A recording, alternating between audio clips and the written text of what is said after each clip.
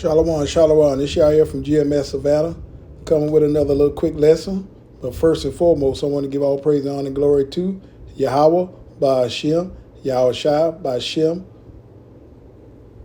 Rakadash, and double honors to the apostles and the elders and the elder bishops of Great Millstone, which rule well and teach well, and to the Archon pushing the 100% truth out of the Bible, the four corners of the earth, and to you hopeful elect of you so-called Negroes, Latinos, Native Americans, speckled birds scattered amongst the heathens that look like the heathens, which are also called Israelite foreigners.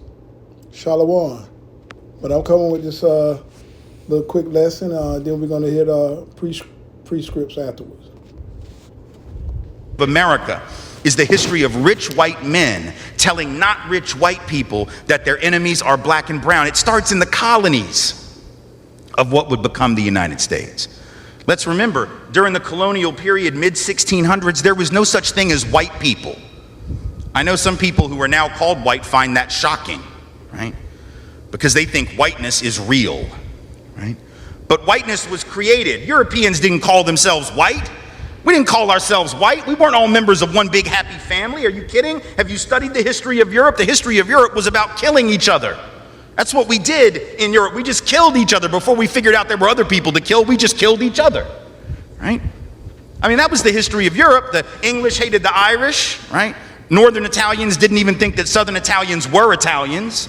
The Germans hated everybody, and everybody hated their ass right back, right?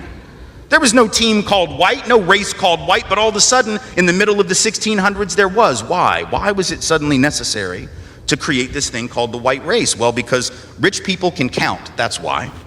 And so rich folks looked around, the ones that owned all the land, in the colonies, the colonial elite looked around and they realized something, that they were heavily outnumbered by African enslaved folks, by European indentured servants who were just one level above a slave, or other Europeans who weren't technically indentured servants, but they were still peasants, didn't have any money, didn't have any land, and they could do the math. They added it up and they were like, damn, we got to figure out a way to split these folks apart from one another or they're going to rise up and take our stuff, right?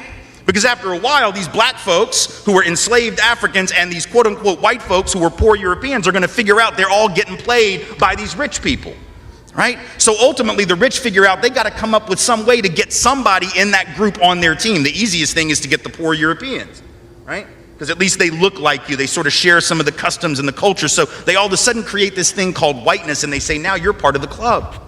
Now we're going to let you testify in court, enter into contracts, vote, at least if you're a man, own a little bit of land, at least if you're a man, right? And we're going to get rid of indentured servitude, no more of that, because you're too good for that. And we're going to take the white men, now called white men, and put them on the slave patrol to keep black people in line. Give them a horse and a gun and a badge and make them feel big and powerful, right? They're still poor. They still don't have anything. They didn't pay the slave patrol well. Right? Just exploited them, used them as a buffer between the elite and the other poor folks, particularly poor folks of color. And pretty soon the rebellions that occasionally happened where black and white got together to overthrow the elite, those stopped because the divide and conquer had begun to work, right? You could turn people against each other by telling those poor white folks, they got to keep these black people in line. And so that divide and conquer gets initiated in the colonies, rich white men telling not rich white people that their enemies are black and brown. Fast forward to the Civil War era, and you have, I'm from the South, right? My people, the elite in my part of the country, right, actually announced that the reason they wanted to break away from the Union and possibly go to war with their brothers and sisters to the North was in order to maintain slavery and white supremacy. They said that at the time. We lie about it now. And we say it had nothing to do with that. But of course, at the time, they didn't have any shame about it, so they just said it openly. Right? The vice president of the Confederacy, Alexander Stephens, said that the cornerstone of the new government was the great truth that the Negro was not the equal of the white man. So that's the reason the Confederacy was formed and existed. But here's the trick. If I'm rich and I want to go to war to protect my ownership in other human beings, my property, but you're poor and you don't own any enslaved people, why the hell would you go fight to protect my stuff? Because I'm a rich person. I'm not going to fight. Rich people don't go to war. Right? Rich people get poor people to go to war for them, whether it's in 1860 or whether it's during the 1960s or whether it's today, right? Rich folks get doctors to write notes for them that say that they have heel spurs and that's why they can't go to Vietnam. And if you don't know who I'm talking about, you can Google that shit because he's sitting in the White House right now, right? Oh, I can't go fight. I have heel spurs. Send some poor kids to do that for me, please, right? So that's been a long-standing tradition. So the rich have to figure out a way to convince the poor to go fight for them. But that's a hard thing. That's like a hard sell, right? Like how the hell, why would you do that? Why would you go fight to protect my property rights when you don't own anything? The only way you would do it is if that rich person comes to you and says, hey, listen, you gotta go fight because we gotta maintain our way of life because if these people get free, they're gonna take your jobs. No, fool, they already got your job. That's how it works, right? Because if I'm white and I got to charge you $1 a day to work on the farm, but you can get a black person to do it for nothing because you own them, guess who got the job? Free got the job, right?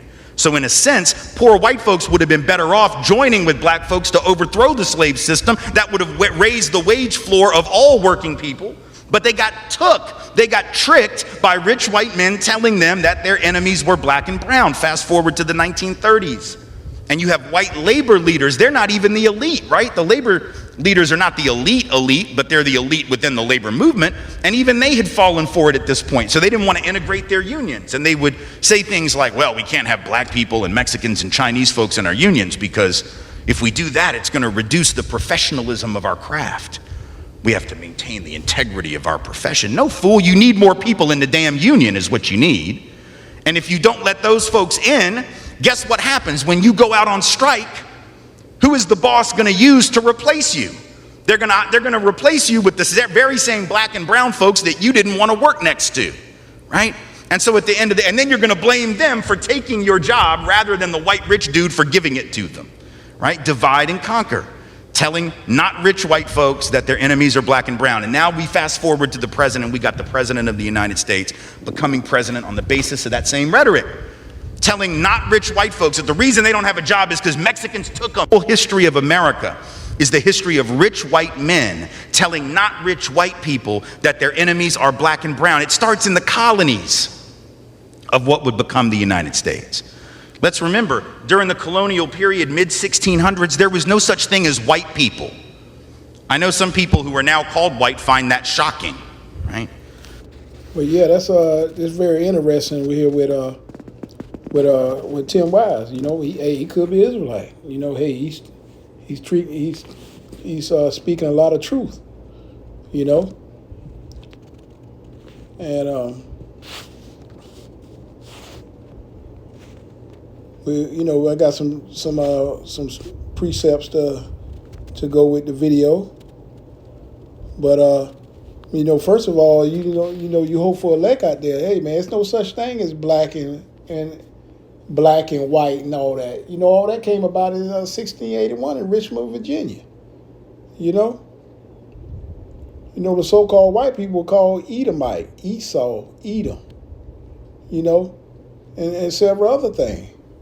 You know, Amalek, everything. You know, they call several things, but they ain't white. You know, they want to presume white, and we ain't black. Oh, that's just a negative constatation of description of people. You know, but I'm gonna start right here in Deuteronomy 28 and 37, and it says, "And thou shalt become an astonishment, a proverb, and a byword amongst all nations, whither the Lord shall lead thee." Yeah, we all became bywords. You know, African Americans,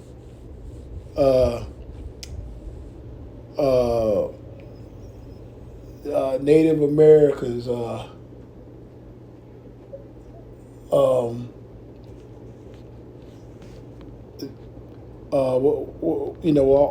the bywords, Jamaicans,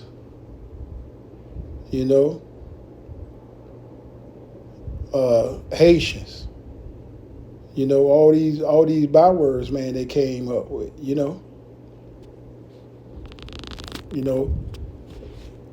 They call themselves Caucasians.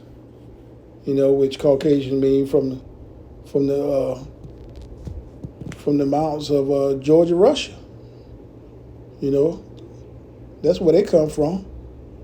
You know, they call Edomites. You know, that's they biblical name, Edomites.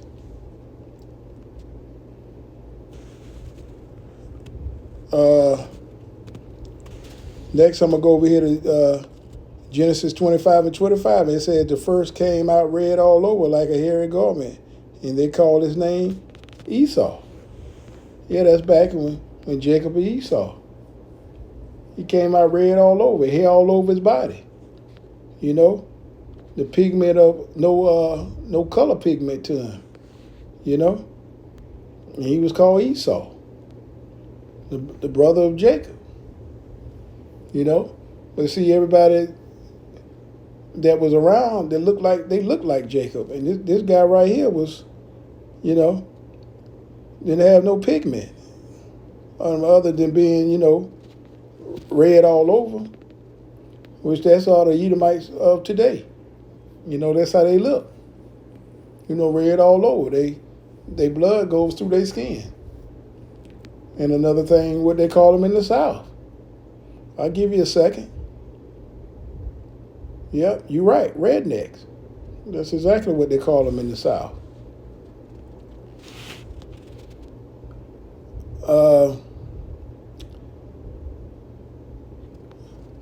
Genesis 25 and 30. And Esau said to Jacob, feed me, I pray thee, that red pottage, for I am faint. Therefore was his name called Edom.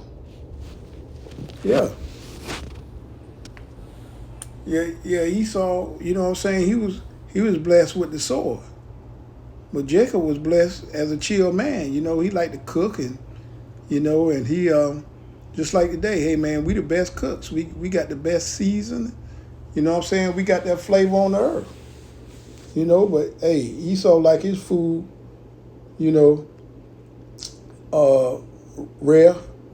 You know what I'm saying? Half cooked, eating abominable food.